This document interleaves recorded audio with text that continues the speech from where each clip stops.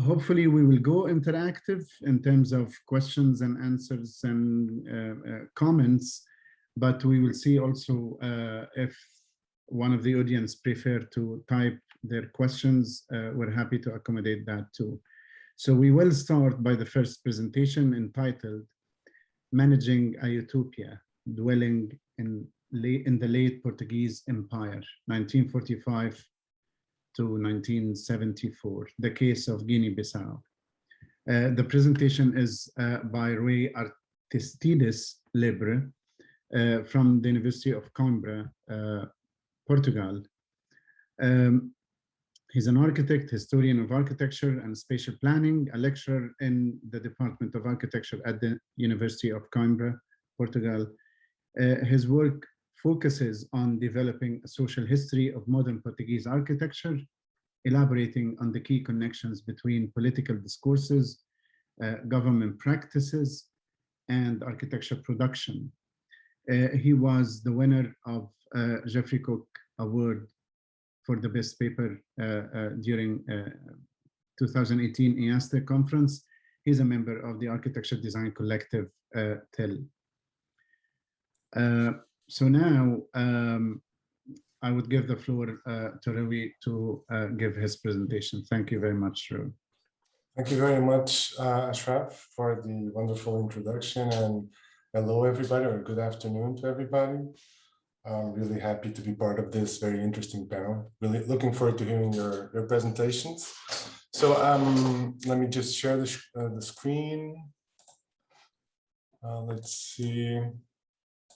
If at some point you stop seeing something, please let me know, okay? Please.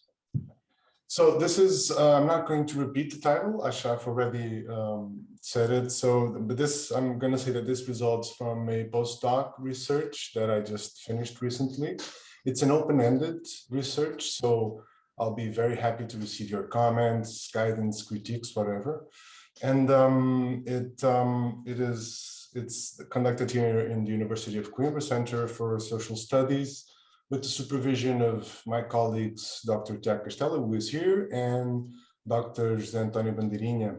And it's really concerned with understanding the legacy of spatial practices and experiences emanating from the late Portuguese colonial empire, lasting until 74. That still has a lot of present experiences in our daily life here. So getting into it, in 1959, the Italian journalist Emile Marini wrote the following after a short visit to Guinea, quote, "I left Guinea with a feeling of having abandoned one of those places that become dear to us, from where one brings memories of peace, beauty, and calm, with a sense of profound admiration for the European Portuguese, of which we can really say that they share with love and competence their lives with the natives," end quote. Hey, so Rui, for him, yeah? I'm going to interrupt you because the screen share is cropped a little bit. Is your presentation cropped? Oh, there is this window, yeah. That's You can weird. just enlarge it a bit. Yeah, I'm Yeah. trying to, let me do this another way then. This is not Sorry, working. I wanted to just see the full image while you were talking. No, it's, I'll use another, sorry for that. Let me try this one. So this one should not crop. Present to meeting. Yes, present to meeting. Oh, cannot use this. Sorry, I'm using another. Oh, cannot use this. Let me see if I can go back to. Sorry. It's okay. It's okay. It shouldn't do the crop. It's weird that it's doing the crop. I'll try something else. Okay. This could work. Yes, Yeah. exactly. Okay, here we go. Yeah? Yeah, that's beautiful. Oh, thank you so much. Thank you for interrupting. So basically, for this journalist who was marveled at Guinea and said the Portuguese were doing a wonderful job there, for him, the Portuguese imperial dictatorship was not racist. It was a good colonizer. So the Portuguese were not racist. And 60 years later, the question, the discussion is still, are we racist or not, in a certain sense? So as a primetime televised debate in 2020 put it, Portugal, a racist country. There was no conclusive response to this. There was no respite in the debate, no consensus. The activist Banusa Kushi, Guinean activist, gave one of probably the best quotes, which is, Portugal itself is not a racist country, but there is racism in Portugal, end quote. So what does he mean by this? And when addressing this issue in Portugal, there's no getting around the idea of lusotropicalism or the lusotropical idea. As some of you might know, this is the idea that the Portuguese nation has the historic propensity to create peaceful, multiracial colonial situations. And by the 1950 onwards, the fascist dictatorship transformed this idea into a political plan, into a political horizon that contained the sort of national utopia that was the creation of a transcontinental Portuguese nation made one through acculturation. In this paper, I tried to examine how this utopia was articulated in the concrete production and government of dwelling in colonial Guinea-Bissau. Using original archival research and fieldwork, I aim to show how architecture practices and their everyday experience enabled this lusotropical horizon as a living reality, with its particular forms of government and subjectivity. And after this, I tried to come back to the televised question, if Portugal a racist country. Firstly, however, we must start by placing lusotropicalism as a spatial argument. Ask any taxi driver in Bissau, when you go there, to go to the center of town, and you'll get the question back, praça, which literally means square. Do you think this refers to the central square, such as where today lays the monument of the heroes of independence, formerly known as the Empire Square? But no, it refers to the urban perimeter of Bissau's first major colonial urban plan, called New Bissau, and conceived by the engineer José Quinhões in 1919. The moment we arrive at the urban perimeter of this plan, coming from busy avenues into calm, low-density streets, the question arises, so where in Praça? Because Praça is the whole former colonial city where the Portuguese settlers used to live and rule the country from. So beyond this perimeter lay what Quinhões in his plan called suburbs, quote unquote, where the majority of the Guinean population dwelled during the colonial period. The city beyond the perimeter was and still is a totally different kind of city, what we would call informal city nowadays. Now, this tale of two cities is the repetition of a larger international pattern of exclusion and asymmetrical development that has its roots in modern colonialism, as we might discuss, but it is also a living reminder for the purposes of this paper of how lusotropicalism, or this dream of a lusotropical nation, was a mirage. As you might know, the concept of lusotropicalism was developed by the Brazilian sociologist Gilberto Freire in 1933. Around that time, it resulted from the historical reading of Portuguese colonial efforts as based on strategic miscegenation due to small colonial contingents, among other limitations. This, according to the sociologist Freire, created a tendency for multiracial societies, such as the Brazilian one, wherever the Portuguese tried to rule. Freire was very well read by the Portuguese elites since the late 19th century, and it was early on integrated in colonial discourses of various kinds. But its definite ascendancy to state discourse only happened after World War II and the growing pressure to decolonize. Understandably, the concept or this idea gained its concreteness through the production of actual bodies in colonial space. In 1947, the ambitious and entrepreneurial colonial administrator of Guinea, Sarmento Rodrigues, proclaimed about the dual city in which we started, who could say, open quotes, who could say to those troubled settlers earlier in this century that Bissau surrounded by palisades would, in so little time, be the welcoming city of today? that the so disquieted Guinea would become this appeasing garden where one lives peacefully in the fraternity of work in mutual respect, end quote. He was celebrating the accomplishment of Quignon's New Bissau and its reception of the Second International West African Conference, putting Guinea and Bissau at the center of African colonial events for the years 47 and 48. And Sarmento Rodrigues did much to make the Lusotropical utopia weave a number of institutions, agendas, and priorities in the name of governing through this idea of Lusotropical respect. Now, respecting, this must be said, as a form of rule in the Portuguese case, meant making the African a separate entity, socially, legally, politically, spatially, such as with the indigenous law of 2833, such as with the dual city with which we started. But for Sarmento Rodrigues and his colonial administrators, this dual city was not a symbol of racial segregation, but one of cultural respect. So if Praça was the Portuguese city and the suburbs, quote unquote, the African one, Sarmento Rodrigues attempted in 46 to advance a third city, quote, the indigenous urbanization plan of Santa Luzia. Now, this was a neighborhood supposed to be a shining example of the colonial ladder set up by the Portuguese and the first of its kind in Portuguese colonial housing practices in Africa. The neighborhood was intended for a quote unquote assimilated Guineans, and it meant social ascension at the price of having to behave like a white Christian Portuguese and assimilating to the authorities. The house was the testing ground for this assimilation. Its design was the translation to built form of a sense of cultural respect, inspired by Balanta dwellings, with a rectangular core with two rooms framed by a perimetral veranda, at the corners of which were placed the amenities, the toilet and the kitchen. Now, these houses were intended for Guineans that directly worked for the colonial administration, such as Alberto's father, who was a chauffeur for the mosquito mission of the 1940s and one of Santa Luzia's first dwellings. In the picture, you can see Alberto there on the left showing me this very nice fountain did by the ruling party in today's Santa Luzia.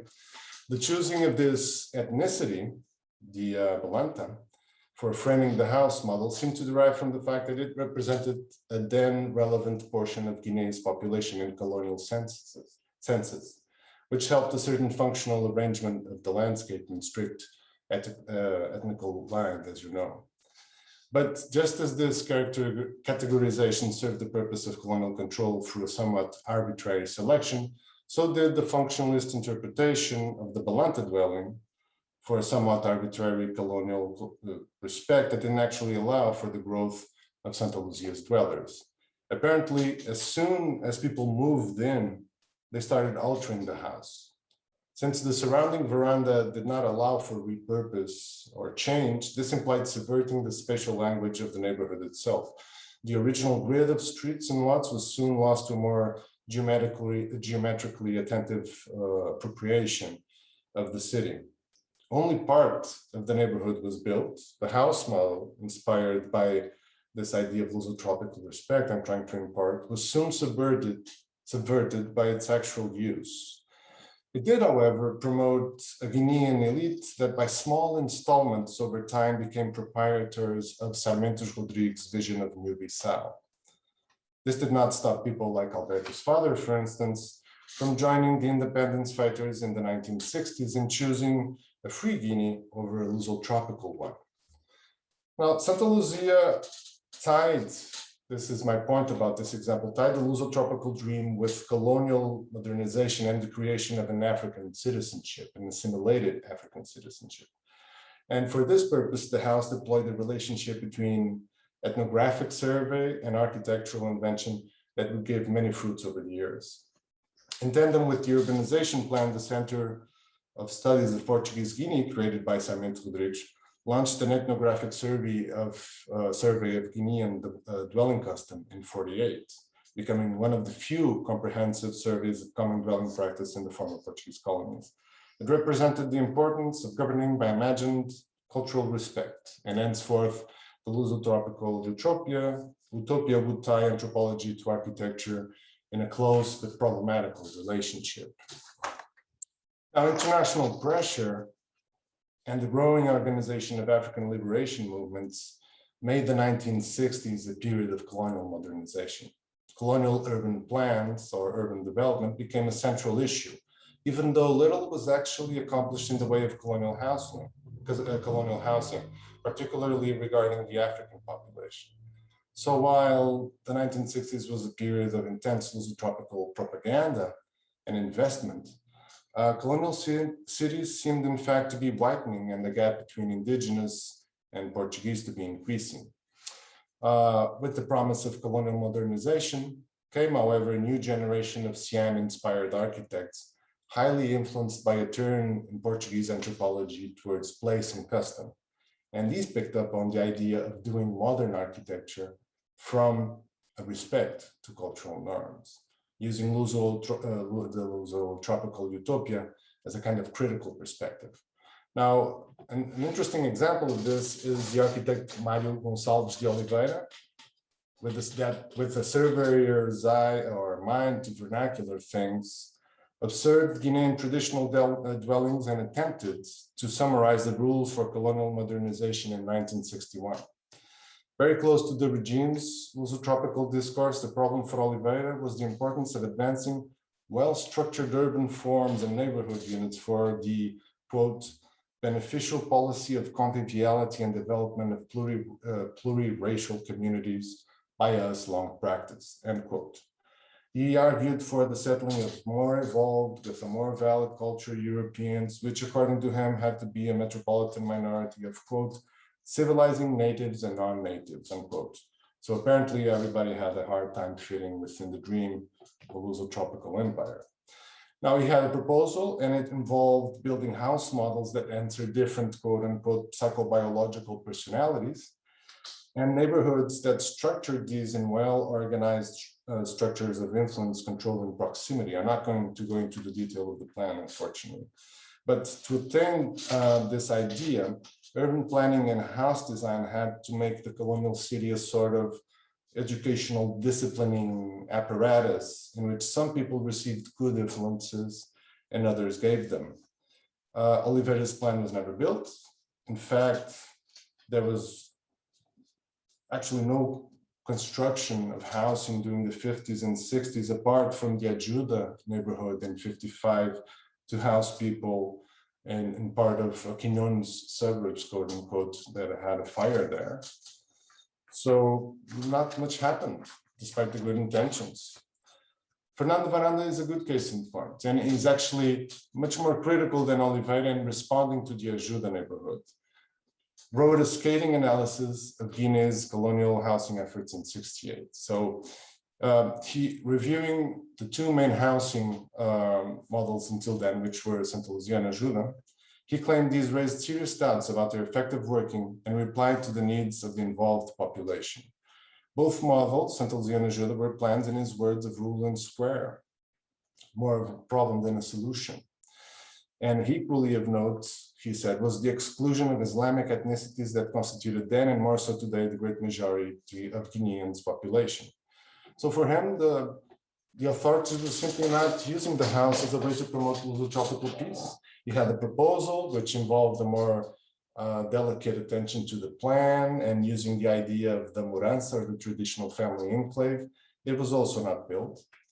But the main reason why nothing was actually built, or not much was built during that period, was that the war, the liberation war, started in '61, and the Portuguese military were responsible for the largest housing experiment by the Portuguese state ever since. It was called the Forced Villagization Program, counterinsurgency strategy that involved forcibly displacing and resettling Africans in controlled camps. Started in '61 in Angola and expanded, and by the late '60s, it was the backbone of the Portuguese war strategy. Now, in Guinea-Bissau, it was called socioeconomic maneuvers in military reports. This was mainly due to General Antonio de Spinola's spin on the war strategy, which involved winning the population. So he gave this welfare spin and this converted the forced villagization program into this idea of a grand political development plan for Guinean autonomy and all of that. But in practice, the villages, they had some amenities, these new villages, but they were very bare in their construction. The house blocks were made of clay blocks, timber roof structure, and either thatch or zinc panels for the roofing. They were built by the forced dwellers themselves with the quote-unquote help of the Portuguese military. In fact, many of these new villages were akin to concentration camps, or at least shared some elements with them, like barbed wire, open fields, and military outposts. I mean, after all, it was a military strategy that involved the forced displacement of people and its concentration in a surveilled environment. People resisted being moved, people escaped, so it was difficult to maintain this program going. And of course, in 73 and 74, it didn't win the war. We lost the war and the dictatorship fell. But there are a number of things we do not know about this program, namely its impacts. But interviews on the ground suggest that people have made some of these villages grow while others were abandoned, you know. So I'm trying to summarize because I've noticed I have no more time. Thank you. So I'm trying to be very fast here. So coming back to the question, is Portugal a racist country? Last year at the jury of a master's in the University of Coimbra, a student proposed vast new housing quarters inspired by the Balanta vernacular house produced in the survey of 48. When questioned by the jury why the selection of the Balanta given it only represents today 30% of the population, the student replied that it was the majority. The debate then ensued that through a muddy terrain of post-colonial guilt and that simply bypassed the fact that 70 years on, we were discussing and thinking like the colonial officers of 48.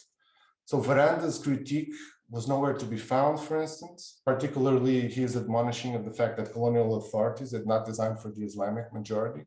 I mean, the master student, her teachers, her colleagues, supervisors, me, everybody did not even think to consider the role of Islam in today's Bissau in the cupboard of contextualism and respect for dwelling culture. So I would say that if architecture institutions and discourses are any indicator of broader societal dynamics, it is fair to say Portugal is very much stuck within this lusotropical dream. So we cannot answer the question, where is racism in our society and our profession exactly, because we do not fully grasp the scope of effects, multiple and international, produced by its spatial practices, namely in the forced villagization program. Thank you, and sorry for taking so much time. Thank you very much, Rui, for this excellent, provocative presentation.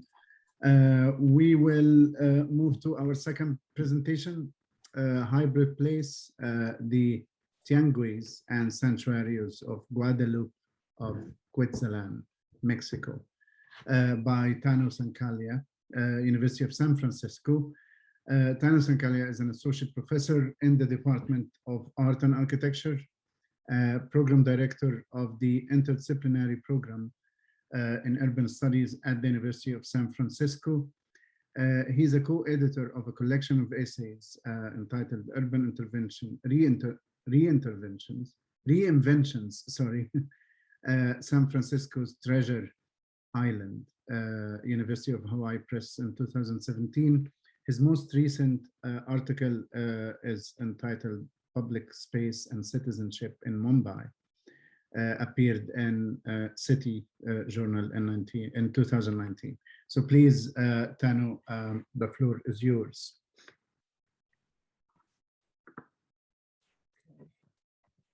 I'm going to share my screen with you. Here we go. All right, can you see my screen? Yes. Okay, great. So thank you, Ashraf, for that introduction. Hello, everybody. It's good morning from here in on the west coast of the US, where I am. My paper is titled Hybrid Place, the Tianguis and Santuario de Guadalupe of Quetzalan, Mexico. Just to give you a very quick roadmap of what I'm going to talk about, just briefly talk about Quetzalan, I'm going to talk about hybridity. I mean, all these are in the title itself. And then 2 case studies, the Tianguis, which is an open air market, and then this church that I'm going to talk about, and then conclude briefly. This research actually came out of a trip I took to Puebla, Mexico, to the Universidad Iberoamericana, which is in Puebla. And I actually went there for a Spanish immersion trip in 2016. And just literally on a whim, on a lark, someone said, "Why don't you go to Quetzalan?" And I went there for a long weekend, and I was completely taken up by the place, blown away by it. Actually, this is a really amazing place. And then I made subsequent trips because I started writing something, and then it became a little more and more, and then became an entire research project. I've always presented stuff at IST conferences that was not published before, but this paper, because of timing and so on, and we didn't have a conference last year, happened to be published actually in TDSR. So it is in volume 31 of spring last year in 2020. So this came out in TDSR. So it's actually already published. It was the first time I'm actually getting to share this research in a sort of in a presentation format. So here's Quetzalan for you, just a location. If you can see this little dot here, that's Mexico City. And this vast landform you see here is actually the plain, which is called the Mexican Altiplana. And this plateau is actually at 7,000 feet above sea level. So both Mexico City and Puebla are really high up, and one forgets that when one actually goes there. And Quetzalan is actually this square here, this little red dot, if you can see, and it's about a 7-hour drive from Mexico City by bus to get to Quetzalan.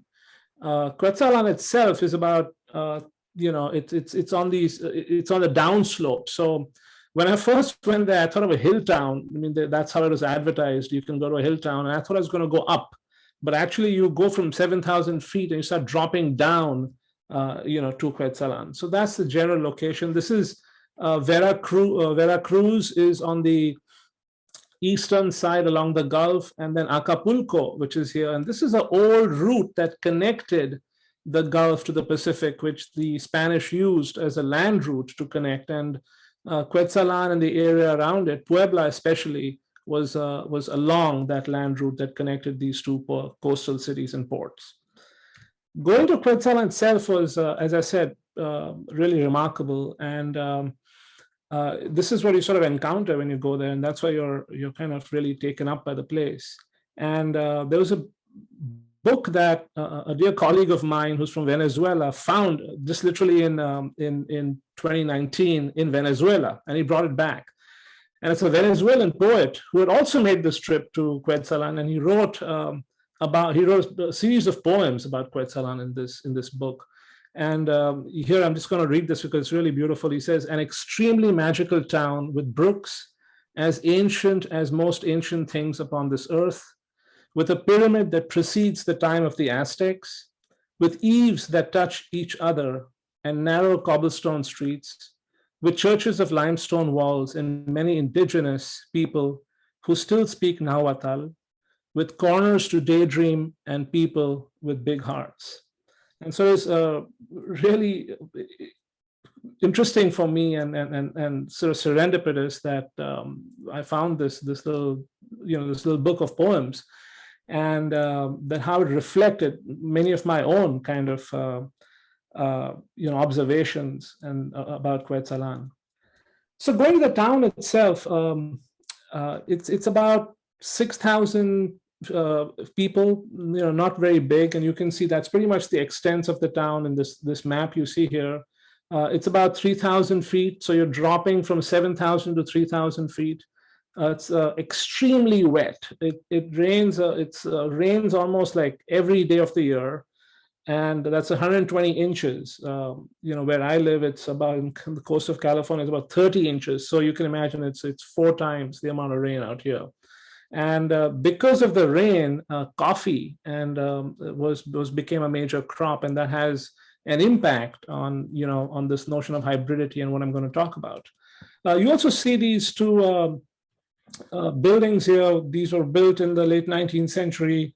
The Máquina Grande was actually where was one of the buildings that still testifies to the prodigious coffee industry that actually flourished here in the late 19th century. And this building is, where coffee production actually took place, the one below. And above is the municipal palace, the church beyond, which was built after 1905 onwards. And so that's along the main square, which you kind of see out here. So this photograph is taken from the church, and we're looking west, and this is the main central square and pretty much the extent of the town that you saw in the map. It's all kind of tied together with these tiled roofs and the cobblestone streets and stone construction that pretty much permeates the town.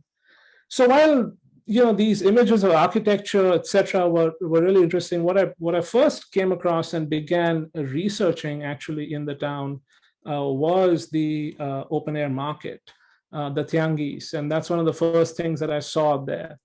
And this market is a market that has been taking place in Quetzalan for a very, very long time, and you can see that it's these Nahua women who come here. There's a lot of bartering that used to happen. It's called el trueque, and so bartering was one of the ways that the Nahua would actually exchange different goods.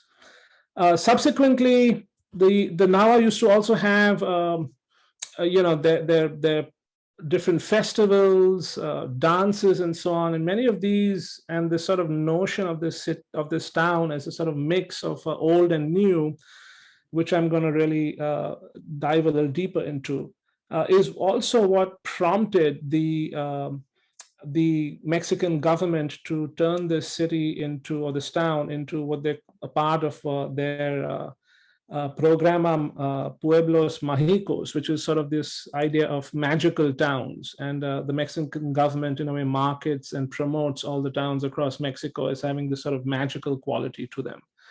Of course, there's no doubt about it that there is something magical about Quetzalan, but the position I take is very different from, and my analysis is very different from what I guess the Mexican government went there thinking about. So from its very beginning, its founding in about 1861, Quetzalan is a mestizo and Nahua town. And mestizo is, of course, this sort of mix of American Indian and Spanish colonizers. And mestizos actually moved here in the 1850s. And they moved from the Mexican plains. There was a drought there. There were mainly maize farmers who kind of moved to this area. And then in the late 19th century, of course, coffee production took over. But the key thing in their moving over is that they changed the kind of land owning patterns in Quetzalan and the area around Quetzalan. Quetzalan itself was the kind of center where a lot of trade and a lot of this bartering in the market took place. So everybody came there to sell or exchange their goods. The question that I've not been able to really find the answer to is whether the town came after the point where the actual market took place, or did the town grow around the market? And of course, I think that's probably the case. I couldn't find any clear-cut evidence that actually suggested that. But what's interesting is that as the Mexican state grew in 1856, there was a law that was enacted, which was called Ley Lerdo, or the Lerdo Law. And this law resulted in the confiscation of land from indigenous collectives. So the Nahua had a very different land owning pattern. They never believed in private ownership of land. Their land was all collective. And in fact, there were no barricades. And this goes back a long way. Actually, it comes from the fact that this entire region never had sheep and cattle and other sort of livestock, which needed to be cordoned off into areas with fences. So the idea of the absence of fences and the absence of private property is how the Nahua lived. And they also believed in a kind of shared existence there. And what happens with the Ley Lerdo is there's confiscation of land. The mestizos come in. This is sort of this modern way of thinking about land ownership and private ownership. And that changes everything. And so from the 1860s to the 1890s, there was an agrarian conflict pretty much in Quetzalan, which was led by a Francisco Pala, Agustin Dieguillo. And he was a kind of a guerrilla figure, but he had also fought in the 1860, the Cinco de Mayo fight against the French and so on. But he was taking on the powers that were confiscating land from the Nahua. So what's interesting about this place is that it really functions in a way as a city where, as a town where land ownership and the use of the central space is very much predicated on a kind of a struggle.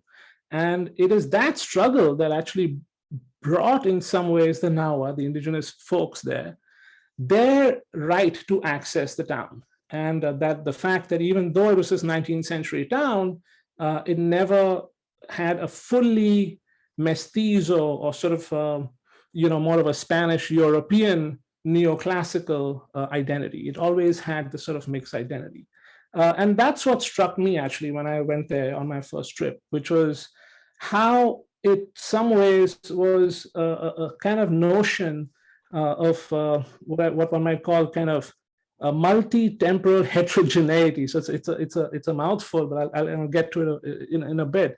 But this whole notion is that when you go there, you see many different times in the same place, where the past, many pasts and the present sort of intermingle.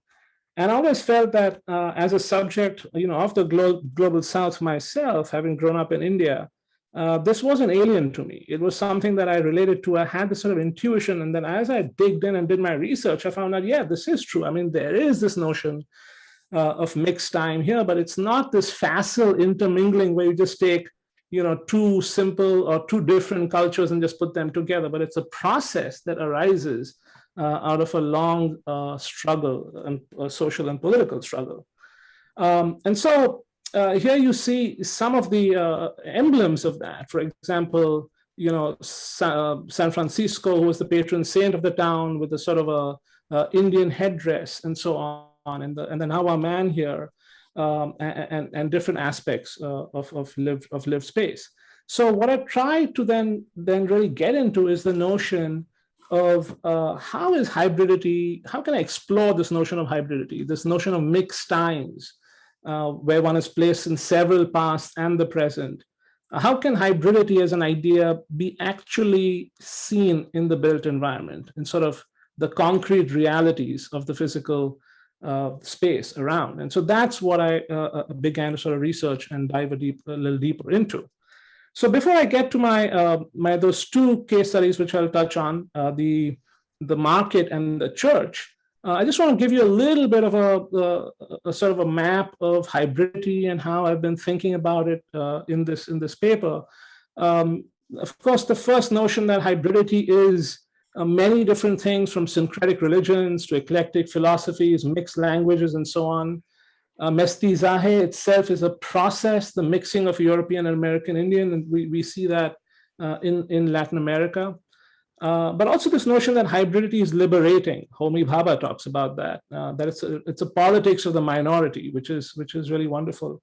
And so the politics of hybridity is something that Charles Stewart says is worth exploring more than sort of these descriptive taxonomies of hybridity. In Latin America, we see syncretism, that all cultures in Latin America are syncretic, which is very interesting, that there's syncretism is pervasive. And then finally, the notion of transculturation, which is this 4-century-long process of European assimilation and European mixing into Latin American culture. Anthropophagy, which is the sort of way that Latin American cultures can devour anything from outside. But most importantly for me was this notion of multi-temporal heterogeneity, where one is placed in several pasts as well as the present at the same time. And that's really what I was trying to explore in a way. And Renato Rosaldo actually talks about this very beautifully, where he says, being caught between traditions that have not yet gone and a modernity that has not yet arrived. So you're sort of stuck in this in-betweenness in some ways. And so the Tianguis itself, this is a market, as I said, which has existed here for a long time. you see a mixture of all kinds of things being sold here, from flowers and household products to fruits and vegetables and so on and so on. It's a word, the word tianguis itself comes from a kind of a Spanish Nahuatl hybrid, tianquistli, or the place for trading, as it was called. And these tianguis are markets that exist all over Mexico. They were informal markets, and in the late 19th century, early 20th century, as the Mexican government couldn't really keep pace with providing mercados or formal markets, these proliferated everywhere. Mexico City has some really incredible markets, and the tianguis, so they're all over. But what's interesting is the word has a Nahuatl origin as well. And so this photograph for me, it was very telling, because here you see a Nahua woman here. She's selling one of the more traditional products that you might see, in this region and from the region. And here's a mestizo woman who's selling everything that's made from China. And so that's the kind of dichotomy that one sees also. But it's not, again, this facile thing. But when you dig deeper into the history, what we find is that this was a result, actually, of a much longer struggle, sort of political struggle, of the Nahua to claim access to the town, because the Nahua were made fun of, they were pushed out, their traditions and their were also persecuted. And so they still have found a place there. And interestingly, there's a whole tourist dimension to this, where the Nahua today are sort of exoticized, but a lot of scholars who write about tourism have also argued that actually that's not such a bad thing, because it's allowed Nahua culture to flourish. And so, in some ways, these Nahua, the tianguis, the functions in a kind of interstitial space. It's between times. It's also kind of a third space, which sits outside the colonial, the national discourses of the Porfiriato, and of the state as well, which is sort of this magical villages program. So when after this, I took a walk on my very first trip, actually, to this church, which was on the outskirts, but it's about a 10-15 minute walk, not very far away. It's a tiny town, as I showed you. And here's this Santuario de Guadalupe, which is also called the Iglesia de los Jarritos, means the Church of the Clay Pots. And this was built between 1889 and 1995. It was largely mestizo families who were coffee producers who built this place. This church, and they from money that's largely brought from the coffee, but they also use Nahua labor, and the Nahua also contributed money and labor in building this church, which was very interesting. And what struck me, really knocked me out when I saw this church, was the ornamentation on the spire. And I later learned that actually this spire, when I saw what are these clay pots doing, and I said, this is such an obvious kind of a element of hybrid juxtaposition in a way. And I later learned that, of course, this was the time, the late 19th century, which was, the neoclassical period of great influence in Mexico, because Porfirio Diaz was also very much in awe of the French and so on. And this church was a copy of the church in Lourdes in France from 1866, which is also a copy of another church in a way. So from the earlier Gothic period. So it's sort of this, this whimsical choice and application, and the sort of meaning of the strings and pots, hovers somewhere between kind of rational problem solving and symbolic representation. And so I always struggled with the notion whether this was a conscious act on the part of the Nahua to sort of claim their identity on this church as well, or was it something that's a little more, subliminal in a sense? And so, there's Andres Pitriovsky, who's actually written in TDSR on Armenian churches. He says that hybridity and hybrid buildings are not the product of creative genius or the conscious expression of symbolic intentions, but they could be suppressed or unconscious processes of cultural negotiation.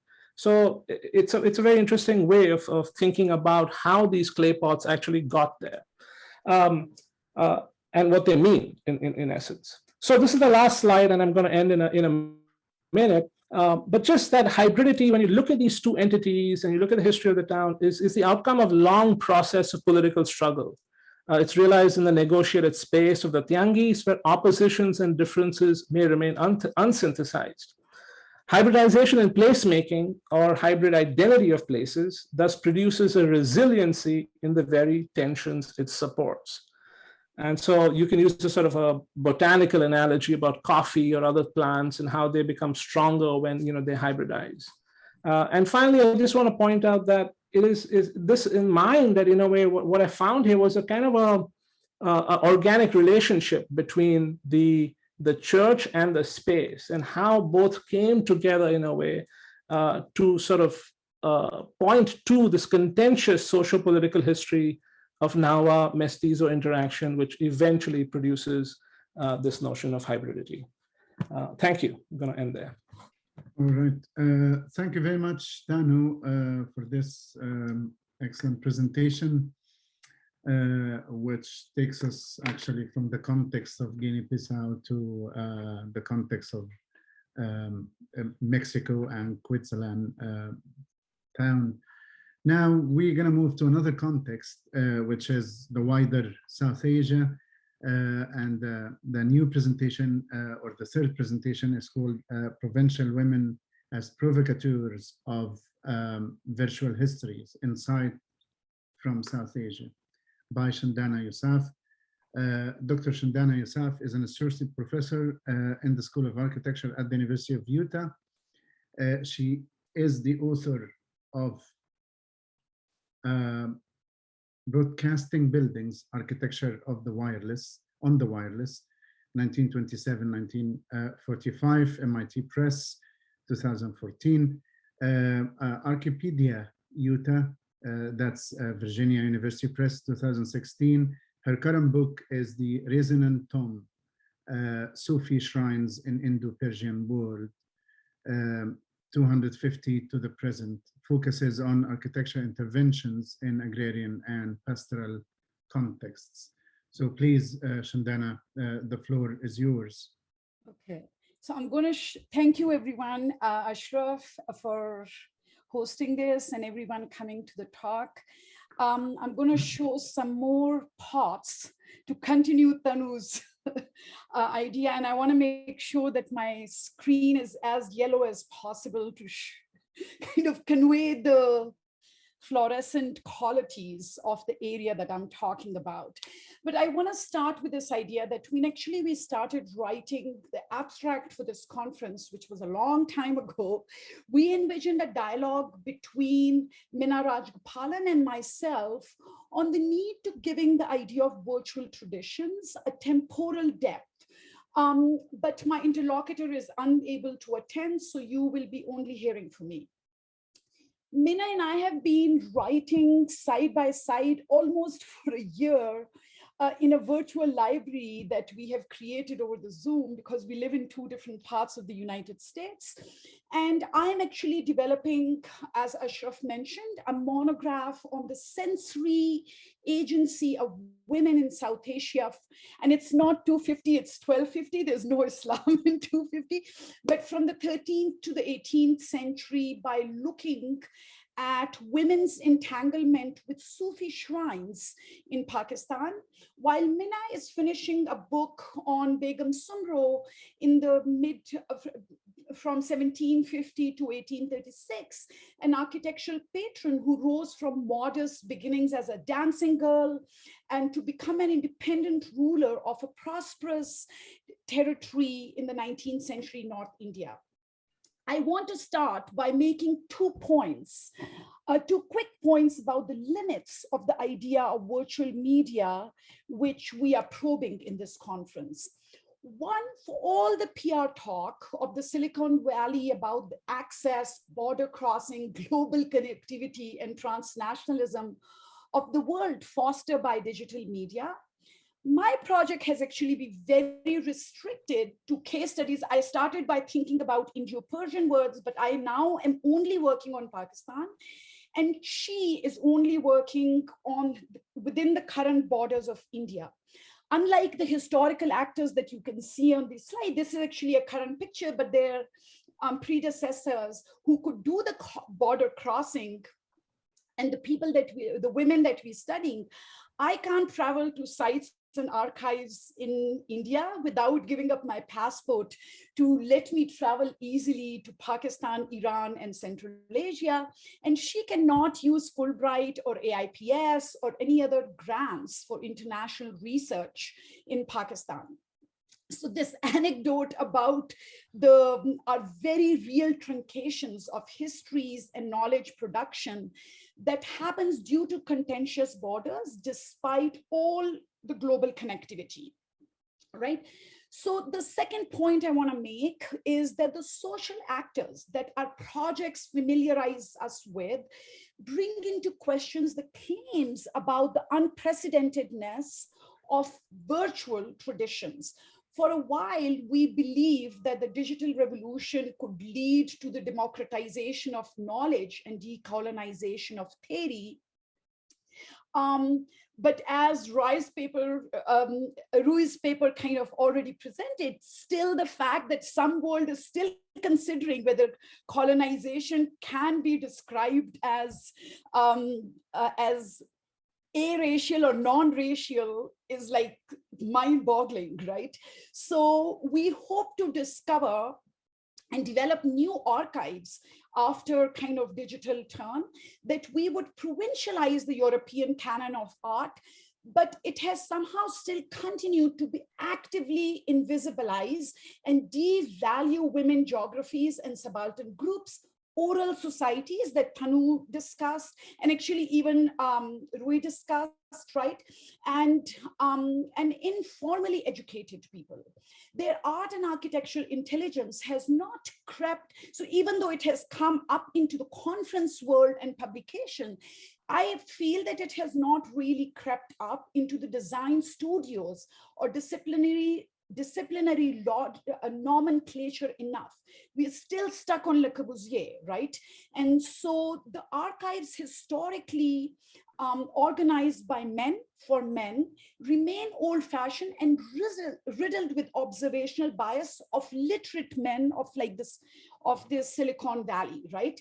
Elitism of pedagogical frameworks and the unquestioned superiority of industrial and capitalist modernity remain intact despite these kind of IST-like conferences. In fact, the IST conference creates this ghetto for us to survive, right? So, and so it continues to kind of elitism of these, not only the priority of the industrial and capitalist modernity remain intact, but those of us who work on these minor obscure topics remain stationed in area studies and ghettos. Our efforts to explore deep histories of orality, conviviality, caregiving, and sensory creativity that made up women's world in India and Pakistan in early modern periods suggests the need to historicize virtual traditions and against the world created by mobile communication, social media, online interaction. We propose expanding virtual traditions to women's rhetoric, right? Bodily affect and imagined solidarities with men as well as with women across space and time, as valuable virtual traditions can provide historical anchors for their contemporary counterparts today. In the late 18th century, this is the case study that I'm going to discuss. Women of different social stations contributed to building this shrine that you're looking at. And you'll see a lot of pots and pottery and ceramics here. Most of it is done in families by men and women together, and women are the producers of this architecture. So it has contributed to building a tomb complex in Mughal India's state of Sindh that you would see is in. This is the Indus Valley or Indus River Indus, and this is the red part is the pink part is the Arabian Sea, and Bit Shah, the town that I'm talking about, is on the Indus, southern part of the Indus, in the Indus Valley. And this is a shrine to this Sufi master who's a poet, who most of his poetry is about subaltern women, right? So all of his poetry is the exaltation of feminine passion as superior than male passions as a way to God, right? And so his poems celebrated the independence of mind, that passion, as opposed to conventions generated above masculine energy as a path to the transcendent.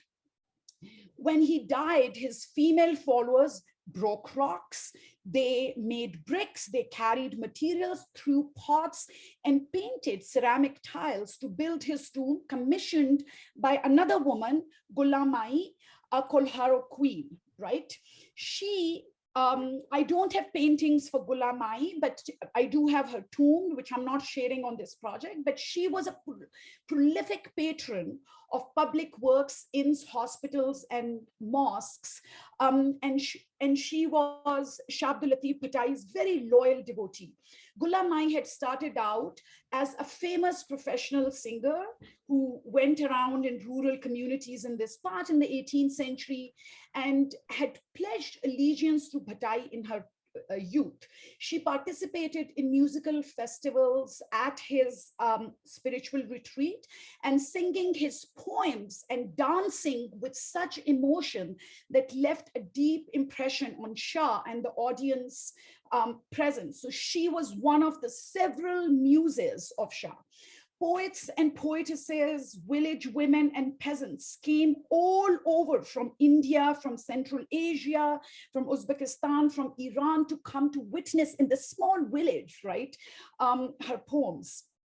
And her husband, the governor of Sindh, Nur Muhammad Kulharo, had met her during his feud with Shah over the rumors of hosting, quote unquote, prostitutes and dancing girl like herself at his retreat. After becoming the queen, she brokered peace between the governor and the mystic, and Shah remained her kind of spiritual guide through all the trials and tribulations of her life. Her construction of his tomb, though a material practice, deployed a virtual communication. It synthetically perpetuated her relationship to a man whose social authority had validated her singing as spiritual. It inserted her into a history of Sufism, otherwise the history of great men, and inaccessible to her. Right? It gave her a lineage and genealogy of her own making, one associated with a shrine, first and only then of her husband, son, and father, right? There's no father in her biography. Most of these women usually don't have parental connections, right? In other words, the materiality of architecture becomes her instrument of self-writing, right? This material instrument of self-fashioning was a form of virtual projection we are all too familiar with as a function of social media today, right? Her self-narration is a precursor to an age in which technology and materiality are closely related with storytelling and oral histories. If today everything is narrated and narratable because of social media, in the past it was done more effectively by certain privileged objects, of which the Shah's tomb is one example. All right, this is my sister-in-law on the right. She's very religious. So Gulamai's architect, Eden Sakkari, who is also a follower of Shah Abdul Latif Bhattai, he interpreted Shah's tomb, and this is my argument, that he interpreted it as a sonorous garden, an audio-visual oasis in the harsh heat of Sindh, enlivened by complex vegetal ornamentation and round-the-clock singing that you see on the top left that happens by mendicants, right? And that these men are singing his poetry. Originally, it was women too. Since 1970s, it's only men who are paid by the government. And so this poetry has been sung starting 3 days before his death, and it is still going on for 270 years. So this shrine, I'm arguing that it was a plastic articulation of his poetry, according to which spiritual space was born of labor of love, right? Not bookish knowledge. So it's the tomb was consecrated not by practices of suprahuman self-annihilation and asceticism of medieval mystics or Qawwali, which is a genre of masculine devotional music promoted predominantly by men till very, very recently. Right? If you look at this, the octagonal columns holding the roof on the left, right, of the pavilion rose as tree trunks out of large potted planters, emulating plant form.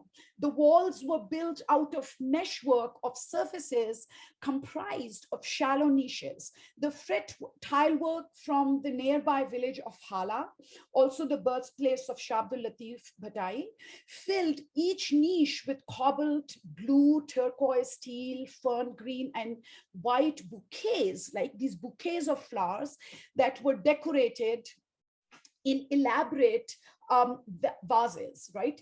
The load-bearing elements were decorated with lines or strings of fragrant cut flowers and leaves. Familiar and worldly cypress and poplar trees standing side by side with imaginary and otherworldly trees of paradise took the entanglement of here and now of the material world to the afterworld, well beyond anything witnessed in comparative structures in Sindh and Punjab. Perfectly symmetrical bouquets of rare flowers like Chinese peonies, Turkish carnation, Japanese lilies, and so on, made indigenous by indigenous patrons, were surrounded by garlands of wild mustard and field bin leaves that you can see over here all around this region. So these are like plants, local plants together with Japanese and Chinese patrons, as well as from Turkey that are coming here through trade. Minarets, if you can see here, the minarets grew out of the mosque corners as trunks of date trees, also potted in giant containers. The design of and the program of the shrine consolidates labor as interpreting labor as devotion by interpreting the building of a sonorous garden brought to life by the investment and sustained by constant investment, commitment, and involvement of gardeners and caretakers in the shrine. But it is all these women's patrons and actions that they're doing. The notion of a garden had few attributes of this notion of garden has few attributes of the imperial Mughal gardens, where the emphasis was on abstract harmony between humans and nature, not commitment and rooted passion in maintaining a working relationship between the humans and non-humans in a tenuous archaeological pact. The visual decoration and blue and white tile work showcasing the labor and craft of craftswomen and craftsmen in the neighboring village of Hala, when combined with the singing of ragas that you can see over here in male and female falsettos, with male and female instruments, right? So the strings have different chords with different frequency, male and female frequencies. And this instrument was created by Shah Abdul Latif Bhattai precisely because he wanted to sing songs in women's voice, himself as a man, right? So and my argument is that this shrine produces a very specific kind of a heterotopic space because it is a very unique kind of a feminist third space, something very similar to what Tanu was saying, but a feminist sacred space. And it sacralized the labor of women who built the shrine, cared for it, and visited it. Now, this is reinforced by the auditory animation of Gulamai's garden to Bhattai's, and I'm going to go back to this shrine, to Bhattai with music. According to tradition, started 3 days before Bhattai's death, it has been extended non-stop to present day. It is performed by singing mendicants that you can see in these slides, these images. in a 20 by 25, 50 feet long pavilion. And well up to the 1970s, as I mentioned earlier, women were part of this. But today, this nonstop music between different tropes of musicians is only conducted by men in women's voices. The strutting beams that you can see in the bottom left side were made out of dense rosewood, sounded breath and unplucked strings of musical instruments that is called the danbaro in local language. The highly saturated surfaces of ceramic tiles spanning these things have actually changed. So like, I would just keep moving on from here, but I would just say that Islamic philosophy regards sound as capable of imbuing space with miraculous power. Recitation enclosures the benevolent force of barakah or blessing. It is the orality of Quran, notes Anna Russman, not the written word, that is central to the authority as a divine word of God.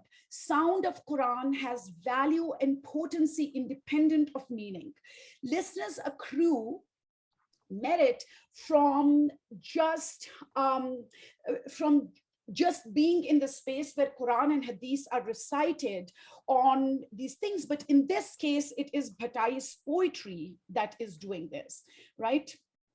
The debates about the legitimacy of music and poetry in Islam notwithstanding, in cases of Bhit Shah, it is singing and listening of poetry about the spirituality and courage-driven drive of women in love that sacralize,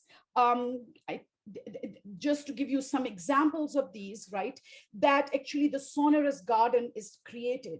The sonorous garden incorporates and enfolds listeners into itself, right? Sorry, I'm about to end. Just give me a second. So, but it pours into the hearers and it connects the humans into this.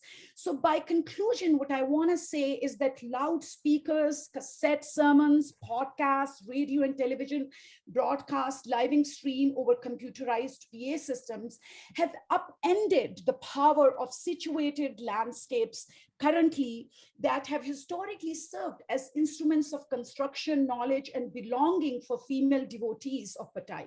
The study of the new modalities of vicarious pilgrimage enabled by electronic media, small phones, iPads, and Zoom undermine the terms on which this social space has been contested. And so the algorithms governing e-platforms are product of mathematical calculations, not the logic of orality. And as they pierce through the forms, right, they express across the world, the place of the women is kind of dissociated. So much for the plurality, virtual pluralities, and the empire kind of still awaits its dissolution. Okay, I'm done. Thank you, guys.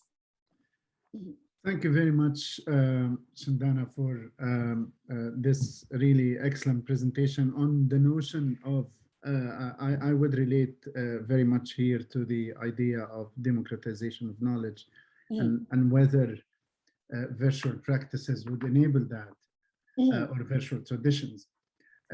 We are now moving to the fourth and final presentation. Unfortunately, we missed Thomas Chang, so we will go ahead with the final presentation, which is a critical analysis of urban transformation of Najaf's historic urban center and its impact on local traditions in the 21st century. The presentation is by Sabih Farhan, Dr. Sabih Farhan, and Professor Muhammad Gamal Abdel Menam, Nottingham Trent University. I have the bio of Dr. Farhan. He is an assistant professor and vice chancellor for scientific affairs at Wasit University, Iraq. He is also an academic visitor to Nottingham Trent University and a member of the Center for Architecture, Urbanism, and Global Heritage at the Nottingham Trent University. His research and publications focus on traditional holy cities in Iraq, He has practiced architecture for 25 years. So welcome, Dr. Sabih, welcome, Mohammed, and please go ahead with the presentation.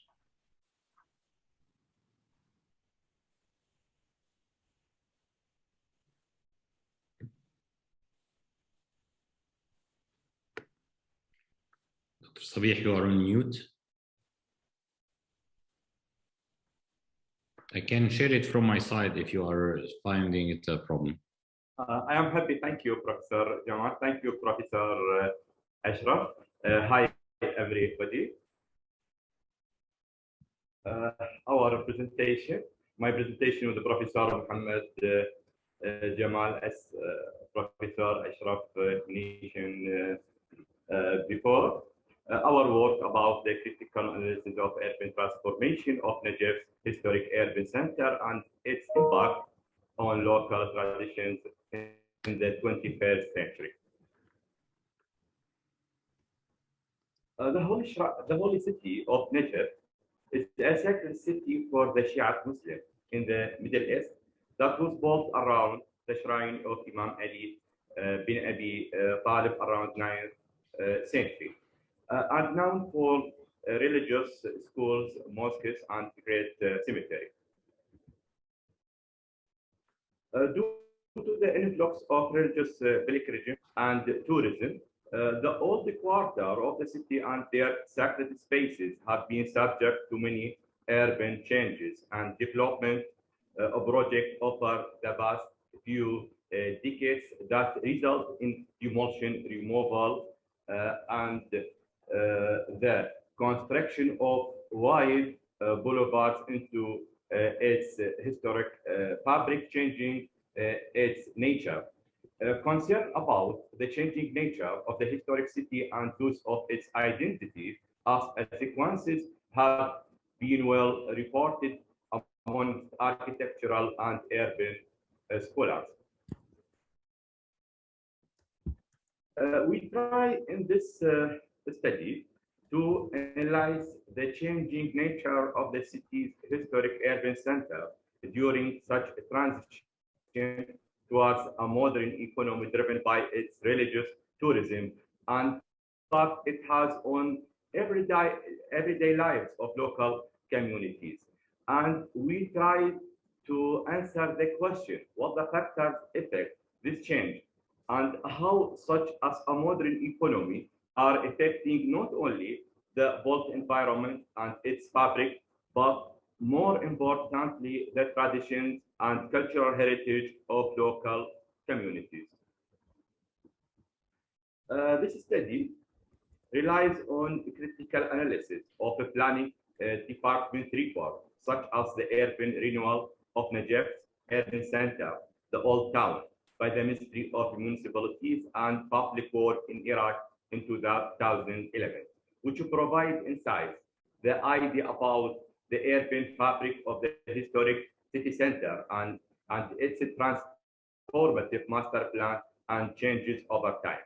The bigger reports on our fieldwork investigation that documents the impact of such spatial transformation on the meaning, identity, and relevance of urban heritage to local societies, especially within the global economy of modern pilgrimage in post-war Iraq.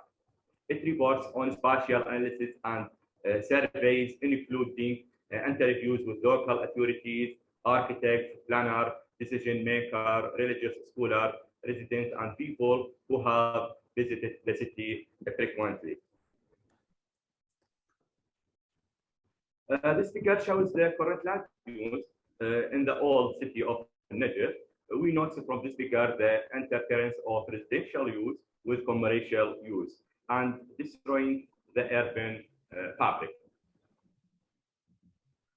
And this figure shows the structural condition of the buildings in the historical center of city of Najaf. We notice from this figure the area lost many of its original fabric, especially in the residential area, while commercial use has not been significantly affected. Also, the buildings that are in accepted condition need to be maintained regularly to keep them in a good condition. Here we note the new street, the striking new street in the historical city center, like Tosi, Zain al-Abidin, Al-Sadiq, and Al-Rasul street. Here we would like to know what the urban and architectural characteristics of the urban fabric of historical city center of Najaf. Firstly, the human scale, the assimilation, the directional and axial, the hierarchy between the public and private, and domains in center region. The Imam Ali Holy Shrine, before the construction of the street for vehicles, it notes that the fabric is compacted and so around the Holy Shrine, and it's clearly observed the domains of shrine among the urban fabric. Here we note the destroying of the urban fabric and the creation of the city network around the Holy Shrine has caused changes in the urban structure. Therefore, that has reflected on the formation of the original style. As in the past, we note that the fabric is compact and surrounding the Holy Shrine, and it clearly observes the domains of a shrine among the urban fabric, which was adding high spiritually to the city skyline. But now, the shrine of Imam Ali, after the street construction, which has caused an isolation of the fabric away from the shrine, which is not familiar layout in the Islamic historical cities. The most serious problems that threaten the urban fabric resulting from the urban policies and the practices of urban development, which has not been studied since the 50s of last century, overlapping land use, visual pollution, changing the traditional urban landscape, weak maintenance and preservation.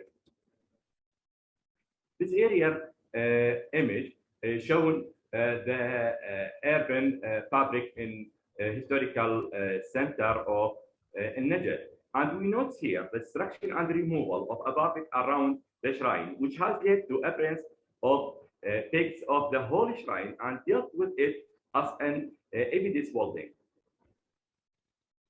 And the destruction within the old city, the emerging strange architectural style, which has destroyed the Islamic architectural heritage, and the lack maintenance of heritage houses, as well as the increasing of commercial activities within the traditional residential pathway, which elemented the hierarchy of Islamic city.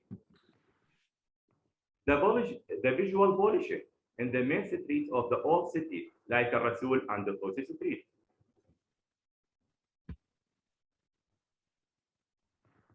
In the end, we suggest do not take into consideration the impact on social, economic, and architectural aspect of the city in its high density and overcrowded urban core. The predominance of temporal spatial practices of pilgrimage and its economy have isolated the sacred spaces of the historic city from its local communities, creating enclaves of periphery and neo-liberal divisions. Such change would have a drastic impact on the whole city's religious meaning for its residents and must be part of a greater plan of heritage preservation for historic and sacred spaces as a part of holistic approach to urban renewal. Thank you. Okay, thank you very much for this interesting presentation, which raises also a number of questions. So now we are starting and we have plenty of time. We have what? We have about 25 minutes at least. So as I say, having the question and answer part as more interactive would be more effective. Still, there are opportunities for anyone who wants to engage but doesn't want to speak, then they can pose their questions. So I will give the floor to the audience basically and moderate the discussion. So any questions? Of course, I have a number of questions or comments, but yes, I will prefer to give it to colleagues attending. Questions? Okay, maybe I'll start by one question and which could trigger some form of discussions. My question is to the first presentation, Rui, about the big question whether the Portugal is a racist society or a racist culture, or it's a very, very interesting big question that of course cannot be captured in one presentation or in one historical period. But I was wondering about that historical period. Would you consider that spatial justice existed at different scales in this time frame that you examined in Guinea? Thank you for the question. Very interesting question. Of course, it was a bit hyperbolic of me to start with this grandiose question, you know, but it comes from a specific context because very recently here in Portugal, in the last 3 years, this question has become more present in public discourse and also in the architectural discourse, more slightly. In the architectural discourse, it's moving very slowly to this discussion. So it's coming from that. Of course, I'm sorry if I gave the idea that I was trying to answer that big question. It's not my, but I agree with you. So in the sense, I mean, I agree. You have a question, you didn't do an affirmation, but I would say that there was no spatial justice in that specific period from after the Second World War and the end of the former Portuguese colonies in Africa. I think the whole issue is exactly about the amount of injustice and the violence that goes into that injustice, of the managing of those, of the spaces of those colonies, and the way it's meshed, the way that spatial violence is meshed, in the way the wars themselves, the liberation wars were happened, the way they moved in those territories, in the way the campaigns themselves moved.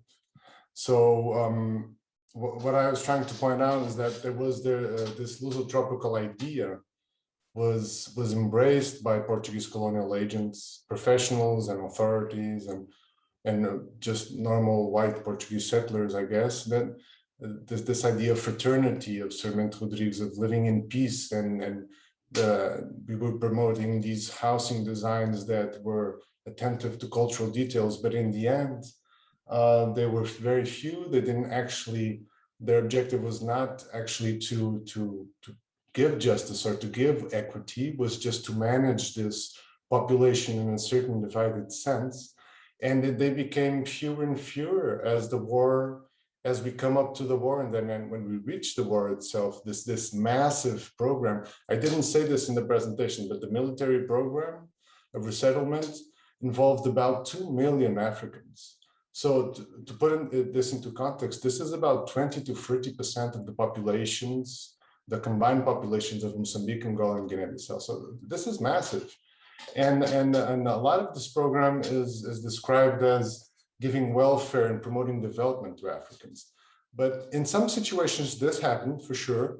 And there are accounts that's from Guineans, for instance, that say that life at some of these settlements was actually quite good according to their descriptions. But it was a very violent exercise and displacement. There's a lot of reports we found, people just escaping or, you know, running to the bush or just trying to destroy their settlements. So I would say there's no justice in this period, no spatial justice here. Okay, but just a little thing. Would you consider the allowing for appropriation actions to take place is a form of justice or no? And Well, whether yeah. these appropriation actions took place during that time frame. Mm-hmm. Yeah, that's an interesting question. I'm not sure of how I would answer that because I'm really not sure. I think there were definitely a form of resistance. I mean, the Santa Luzia example I used, there were reports right after its construction that it started being subverted, as the Portuguese said, by the Guineans dwelling there. Okay. So I would say there's resistance there, but I'm not sure I would call that justice. You know? Okay, that's very good. Questions from the audience? Huh? No or yes? I raised my hand, Ashraf, if you don't have questions. Please. Sorry. Please. Okay. First of all, I'm sorry, I'm supposed to be part of the panel, but I will take advantage of being the silent speaker in this panel. Thank you, just fantastic presentations, and every one of them really trigger very important conceptual point. I will have a couple of questions to Rui, and hopefully we'll have other questions before we head to other points.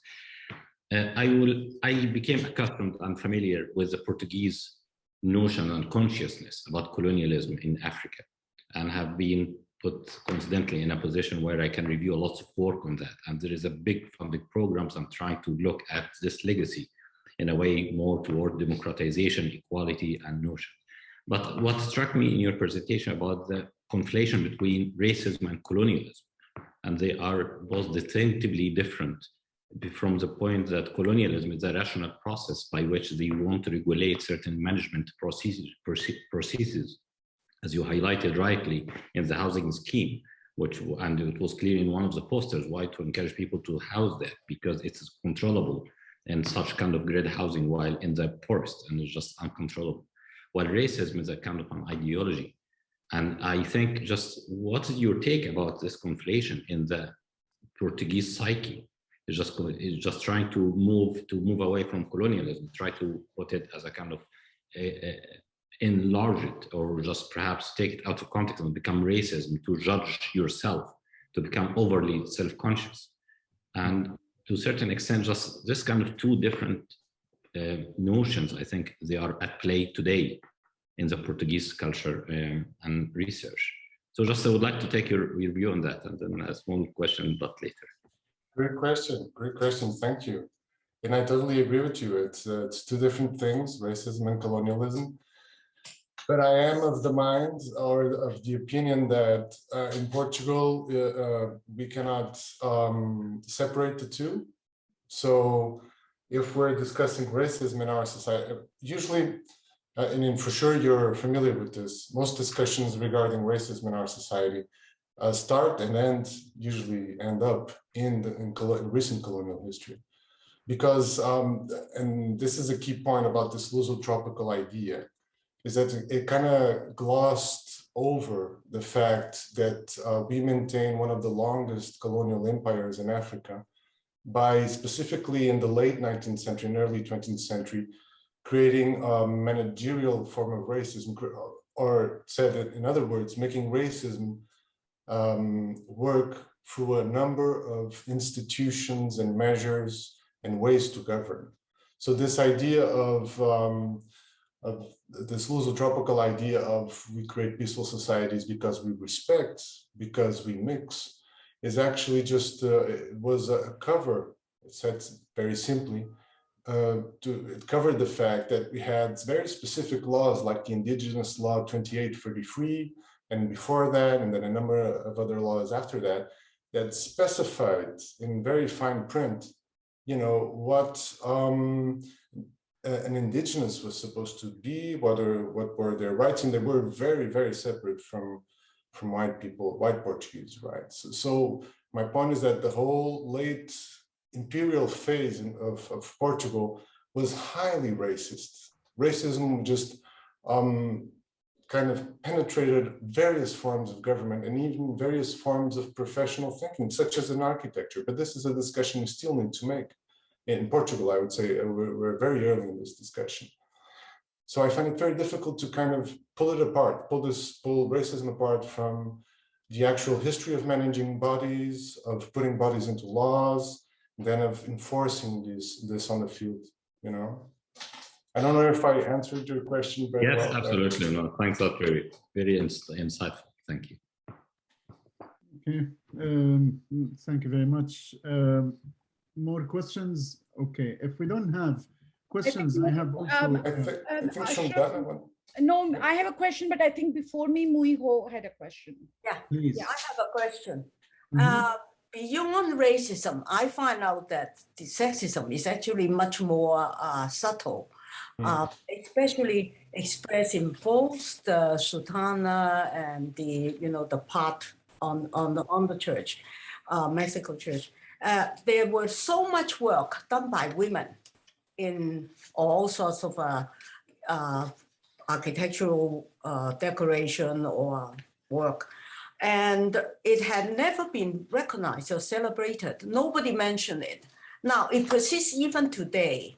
There are still lots of contribution by women in every work, technology, new invention, everything. And we're still having the same problem. I don't think it's only colonialism making the problem, but I think this is innately in our society, in every society. And I like, yeah, Susanna maybe can explain more. So I would actually connect it to Kamal and Rui's conversation. And I mean, I do a lot of work on decolonizing architectural pedagogy. And I have, Kamal, unlike you, I have never separated colonialism from racism, from sexism, from indigeneity conversations, from the construct of poverty, having cattle that Tanu was talking about, and most importantly of invisibilizing, right? That is what Muiho is talking about. It is invisibilizing, making invisible the work of certain oral traditions, oral societies, and the keepers of those cultures are usually women. So as long, and that's where I agree with Rui, that it's not only in the case of Portugal, but like, I think colonialism is not over as long as these gender disparities and these subtleties remain. And as long as people have to question whether we're racist or not, right? So as long as you're asking that question, it means like, because the possibility of colonialism has always been that women are in, and colonialism as a form of imperialism has been, gender has been one element of it, but that certain people are inferior and they cannot manage themselves, and hence the Portuguese or the Brits or the Japanese or the Chinese have to go and manage them and then say we're doing this under the name of respect. I mean, there's a structural gap between that, right? Like, you want to feel good that we're very superior and hence we're good people, but then you continue to perpetuate those structures and make them invisible. Okay. Mark, I think Mark also has a question. Mark, yes, thanks. Thank you, Shundana. Mark, please. Yeah, thanks for a great panel. I've been kind of texting back and forth for a few of the speakers, but I wonder how much, there's racism and sexism and ageism, but I think also there's professionalism that, the experts think they know best. Mm-hmm. So in that regard, and I think that's partly sexist, partly racist, but partly not. It's just folks that think they're better than others for whatever educational reasons or attainment.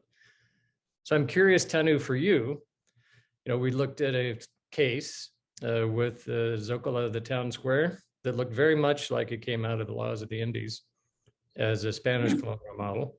So I'm very curious, kind of, Tanu, your take on the role of the laws of the Indies and the influence that had. And how would you categorize that? Racist, sexist, professionalist?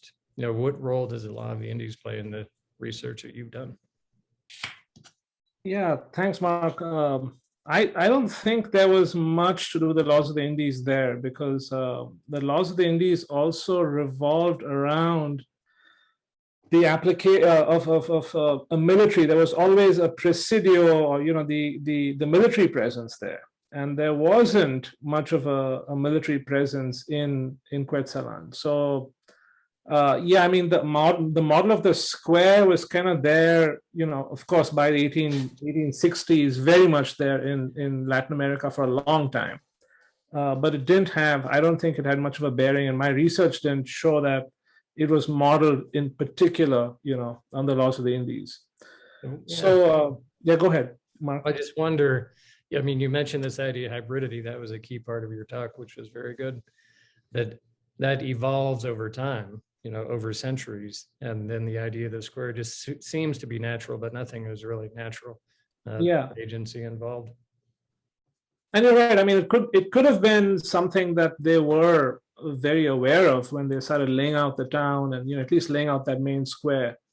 But one of the couple of things, yeah, they had the Palacio, they had the church, but what was lacking was the military presence. There wasn't, which I didn't see much of. My guess is, and I've really looked hard to find documents, but it grew out of that market. It really was the place for exchange. Whether now this was a location where there's 40,000 square kilometers of area around villages, towns. People came from everywhere to barter, in this town. And then that's where obviously the mestizos come in the 1850s. They realize, okay, this is a place that we can now establish something, and then it grows into this town.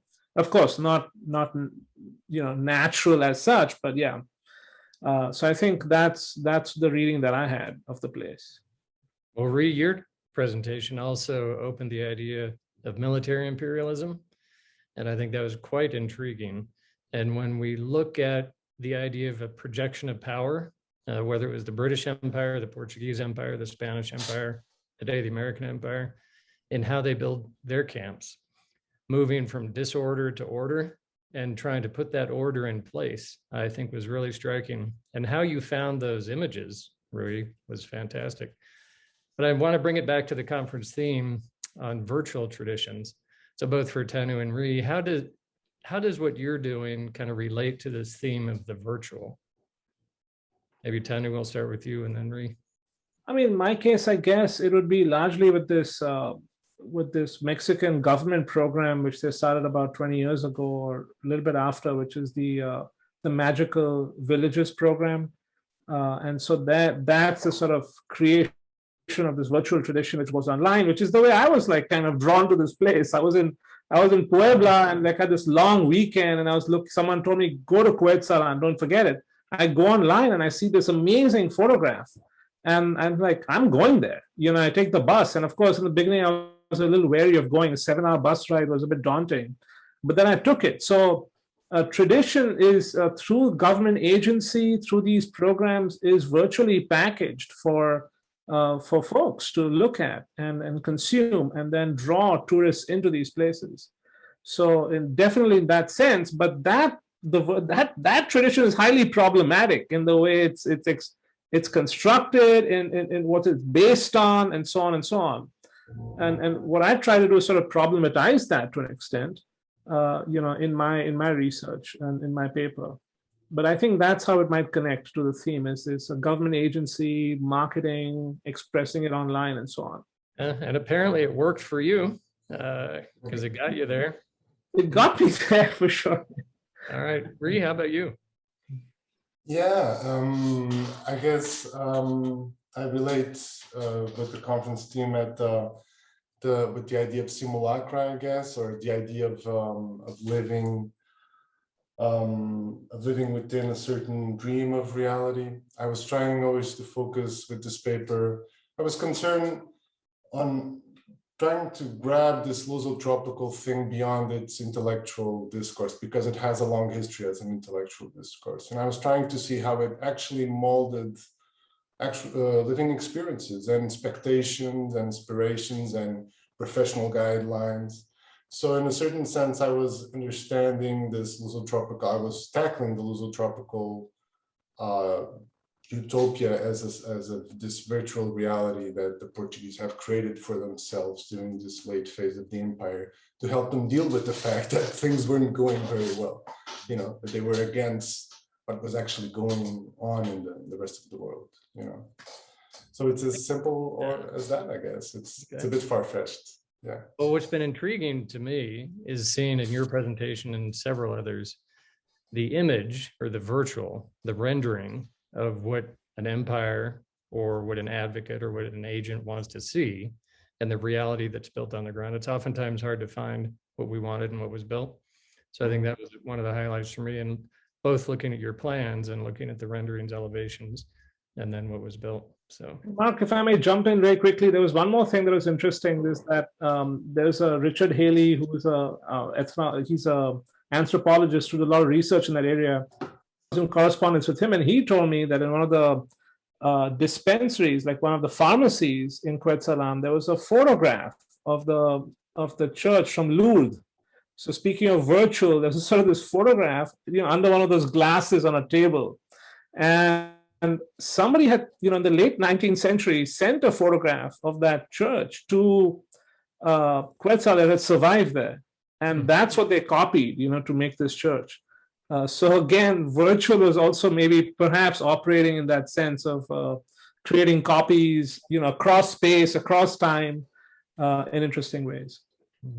We have a question from Nazar, please go ahead. Hello, everybody. Actually, my question is for Tanu. Tanu, this is a question that doesn't necessarily come from your talk, although it comes from your paper, it comes from your abstract. And it's something you didn't really elaborate on, although Mark touched upon it a bit, which is your invocation of hybridity. You actually define hybridity, and you actually say, as it relates to places, is a complex process that reveals unsynthesized cultural and aesthetic phenomena in tension with each other. And my beef with you is unsynthesized. Why is it unsynthesized? In fact, I believe that much of the work on hybridity believes that there is an internal process that goes on that creates the hybrid condition in the first place. Would you care to just elaborate a bit on that? Yeah, sure. I mean, Felipe Hernandez has actually written about this, and I quoted him. I mean, yes, he talks about this, and it's in that beautiful book, which is called Cruelty and Utopia, which was about Latin American colonization and European colonization. I mean, cruelty of colonization, the utopia of modernity. It's sort of that idea. But I found that with the Nahua and with the Mestizo, I mean, the way they both function in this space sometimes, it's not that it's created some sort of synthesis. I mean, maybe you can say the Mestizo is already a synthesis. You could argue that. But on the other hand, you also see that they're both functioning, in this space in separate ways. I mean, the Nahua still practice, they still, I was shocked when I met somebody from Mexico the other day. They said, they didn't even know that there's so many other native languages that are still spoken there. Nahuatl is one language. It's, it's very much there. They have many of their older traditions which have just remained, pretty much intact for long periods of time. The notion of barter, the foods they eat, all these things, their clothing. Of course, some of it has gotten hybridized, but many of it can sometimes be there in opposition. And it's these oppositions which then talk about the notion of mixed times. You see, if you get synthesized, it's harder to see those different times. And that's what I could relate to as soon as I went there as a subject of the global South. Having grown up in India, you see this all the time. There's so incredibly modern stuff, incredibly old stuff, and you're caught in these times. And I think it's that question of time, an older time, newer time. You could argue it exists in Europe too, but in Europe, history's been neatly packaged for us, right? I mean, it's musealized. And we were sort of told that European tradition goes back to whenever you want. I mean, even Egypt is part of European traditions now, right? I mean, they've appropriated that as well, but it's a long, unbroken chain. And you don't see that in here. Here you see everything is in this kind of tension with each other. So are you making a distinction between so-called ancient civilizations and native civilizations in terms of how they approach hybridity? Because that's, in a sense, the argument you just made right now. No.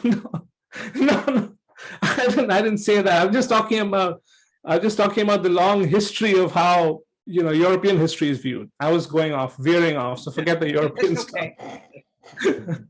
But I would say, can I just add to that point that rather than, I would say, Nazar, that the word would not be syncretic, but the word for the kind of hybridity that Tanu has talked about, that like all of us see in the global South, is the term should be more of a collage, right? That it is these kind of different worldviews or ways of being in the world and making sense of the world that are in conflict. Like the literate world and the oral world are in conflict together, but they are not the same thing. They're not just like the soup that becomes, right?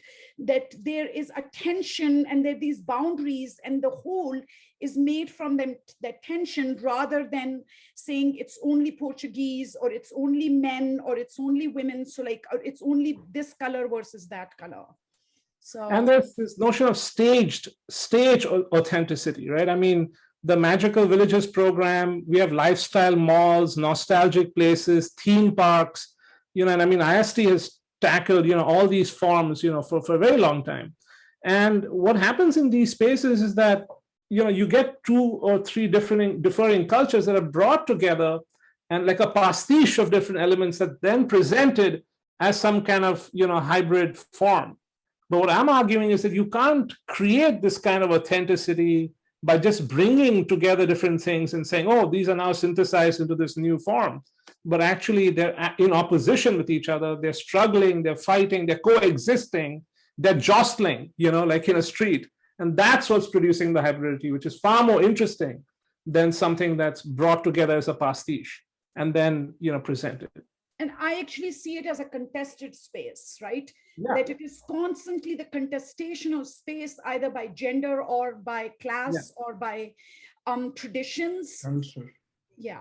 Mm-hmm. Gamal, I think, has a question. Gamal, please. Yes, I'm trying one question about the notion of hybridity. And again, I'm bringing here a European or British perception about hybridity a little bit, because there seems to be a tendency of looking at hybridity at about a kind of structuralist approach where 2 layers or patterns are coming together. But what the urban studies have, at least in the UK, start to look towards such kind of mixture in entirely different patterns, because it's about localized, situated, different authenticity that appears in different places at different patterns. It's just you've got, as we heard perhaps from Julia yesterday, about the mosque in Cambridge, and it has its own language that emerged. It is not really a matter of mixing what is Islamic cities or Islamic patterns and the European culture and where they meet. So I think the conversation about really bringing 2 stereotypes or images or architectural motives and try to look at them in that way, at least from where we are doing these studies here in the UK, seems to be a little bit, has been contested, let's say it in another way. It's just every city, even in the UK, you've got lots of influences. It's not longer about really colonial influences on post-colonies, but it's actually about every city now has a different shape. If you go to every British cities, every European cities have different characters, different elements that comes from different backgrounds. And it's about nature of multicultural society and multi-ethnic society. So I think the way about hybridity here sometimes contradicts the notion about local authenticity. And here the local authenticity could be localized in different forms, different patterns based on communities, even within the same city, wherever you go. And this has moved us a lot with the urban studies. It's not really going on the major or macro scale, but always look on the micro scale. Look about the stories, about every street by street.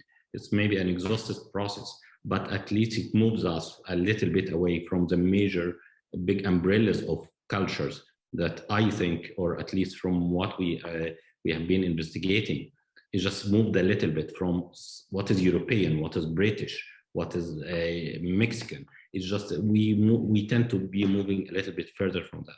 But I would like Tanu to really ask you this particular point. Is this really still a predominant discourse in a way that when you analyze urban settings in the US or in Mexico, this seems to be the perception of what is kind of different character for this particular space?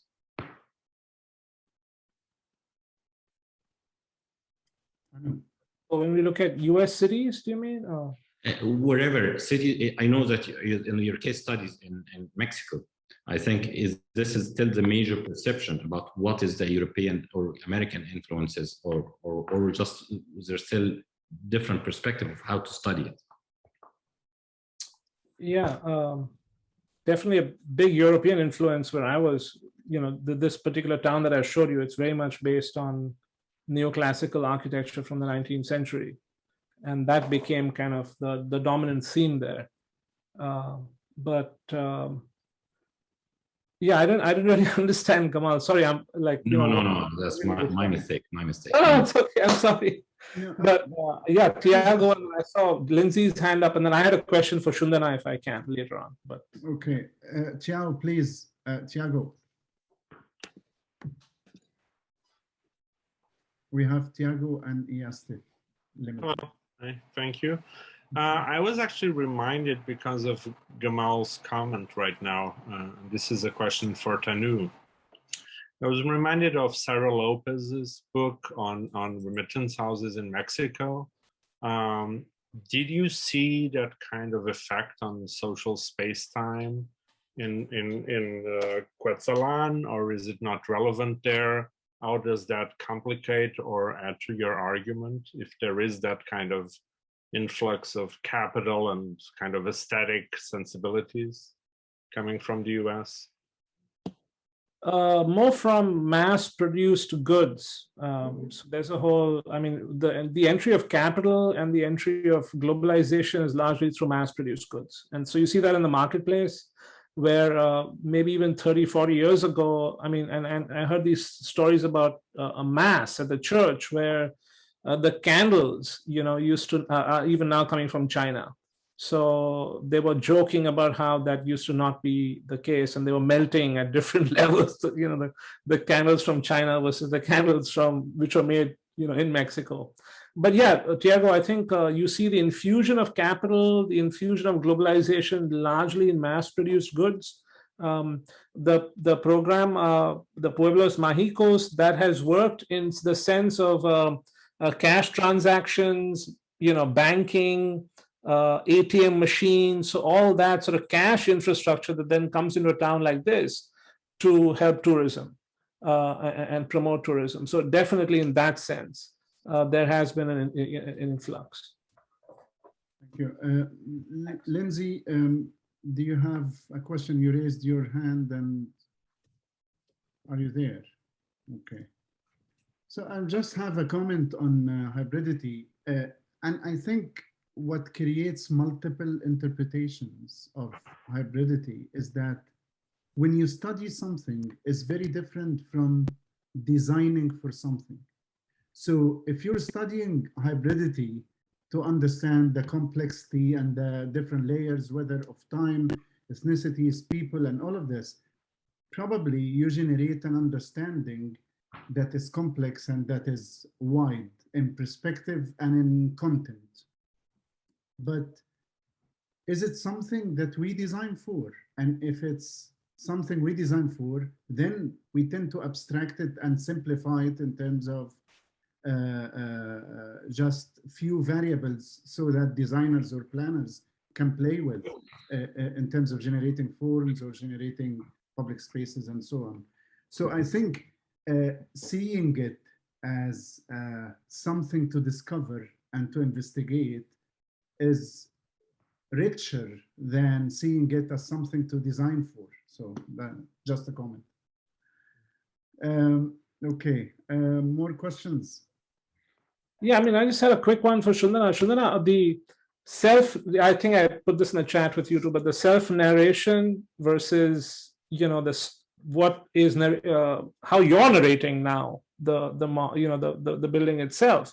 Is there a gap there? Can there be a gap there? Does a gap exist? I mean, look at the sort of the popular thing, like say Taj Mahal, right? I mean, there's a very popular narrative around it. So even Mina's book about monuments speaking, their affective lives, which I think you're also talking about. So that was one thing. Is about self-narration versus state or popular narration, and can there be a difference? And the historian's narration too. Is there a gap between all those?